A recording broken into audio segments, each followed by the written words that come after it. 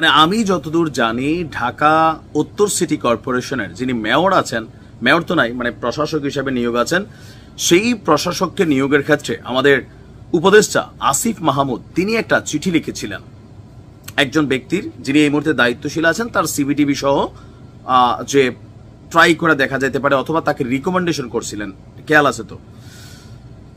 দক্ষিণ সিটির বেলায় যখন আদালতের রায়ের মাধ্যমে অলরেডি আমরা দেখছি যে ইশরাক মেয়রের চেয়ারটা তিনি পাইয়া আছেন, কিন্তু আশেপাশে ঘুরঘার করতে পারতেছেন, বসতে পারতেছেন না। বসানোর জন্য জনগণ আবার কালকে রাজপথে নামছে। জনগণ না, বিএনপির জনগণ বা ঢাকা দক্ষিণের জনগণ যারা ইশরাকের অনুসারী তারা মনে করছেন যে ভাইয়ের চেয়ারে বসাইতেই হবে। তো এই বসানোর জন্য তারা আবার সরকারের সময় ঘোষণা করে দিছে। এখন এই সময়ের ভিতরে বসতে না পারলে আবার একটা ইজ্জতের বিষয় হিসেবেও সামনে আসবে।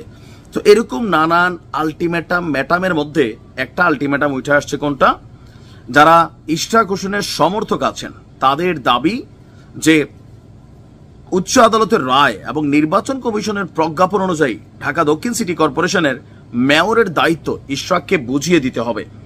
এ নিয়ে তারা টানা অবস্থান কর্মসূচি পালন করছেন। তো বলা হচ্ছে যে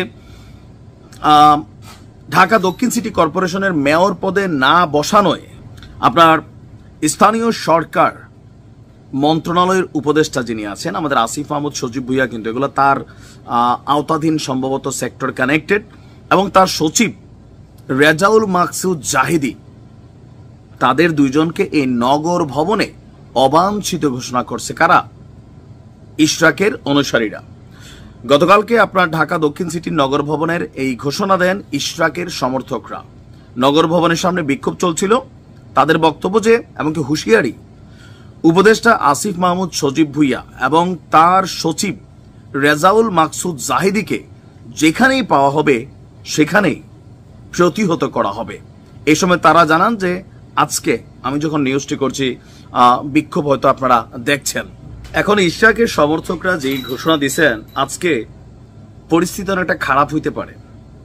আসিফ মাহমুদ সজীব ভুইয়া তিনি জানি না মানে কোন পরিস্থিতির মধ্যে পড়েন, বিএনপি নেতাকর্মীরা আবার মাথা গরম করে আবার বোতল টোতলকে মাইরা দেয় কিনা। কারণ ঘটনার প্রেক্ষাপট হচ্ছে পেস্টা লাগছে এই জায়গায় যে এই নগর ভবনেই স্থানীয় সরকার মন্ত্রণালয়ের অস্থায়ী দপ্তর, আর এখানেই দাপ্তরিক কাজগুলো সারেন উপদেষ্টা আসিফ মাহমুদ। আর ইশরাকের অনুসারীদের টানা বিক্ষোভ ও অবস্থান কর্মসূচির কারণে নগর ভবনে যাননি আসিফ মাহমুদ, গত 2 দিন ধরে যান নাই, নিশ্চয় তিনি আজকেও যাবেন না। তো কাজ চলতেছে কেমনে আসলে? বাসায় বসে ডিজিটালি চালাচ্ছেন নাকি না অন্যভাবে চালাচ্ছেন আমরা জানি না। আমি এই জায়গাটা বুঝি না যে ইশরাকের এই চেয়ারটা আসলে কেন দিচ্ছে না। আদালতের রায় হয়েছে বা আইনি জটিলতা যেগুলো সেগুলো তো তিনি কাটাই উঠছেন, তবে ওনার এই চেয়ারটা এটা অনেক দামি একটা চেয়ার। ইশরাকের এই চেয়ারটা একটা হেভি ওয়েটের চেয়ার। পাশাপাশি যখন আদালতের রায় হয়েছে তখন ডক্টর আসিফ নজরুল তিনি কিন্তু নির্বাচন কমিশনের এই রায়টা বা প্রজ্ঞাপনটাকে নিয়ে একটু বলছিলেন যে খুব তাড়াহুড়া করে এটা করা হয়েছে। তখনই অনেকে ধারণা করছে যে আসিফ নজরুল তিনি যেহেতু একটা অবজেকশন দিচ্ছেন, হ্যাঁ এই সিজনে মনে হয় না ইশরাক চেয়ারে বসতে পারবে। তার উপরে এখানে আসিফের আশীর্বাদ নিছেন কিনা, কেন আসিফেরও আশীর্বাদ আছে এরকম নিয়োগ টিয়োগের ক্ষেত্রে লাগে, তো সেই জায়গায় তো পায় নাই নাকি পাইছে আই ডোন্ট নো। আমরাও বুঝতে পারি না যে যেখানে উচ্চ আদালতের রায় আসছে, নির্বাচন কমিশনের রায় আসছে, এখানে আর সমস্যাটা কোনটা? মানে কোথাকার কোন XYZ এসে একটা পিটিশন দিচ্ছে, হু আর দে? এমনি মাহফুজের উপর দিয়ে বোতল ঝড় গেছে। বিএনপির নেতাকর্মীরা যে ঘোষণা দিছে সেটা আবার অন্য কোনো ঝড়ে যায় কিনা সেটাও একটা কথা। মানে মান থাকতে মান রাইখা কাজ করা উচিত। ভালো থাকুন।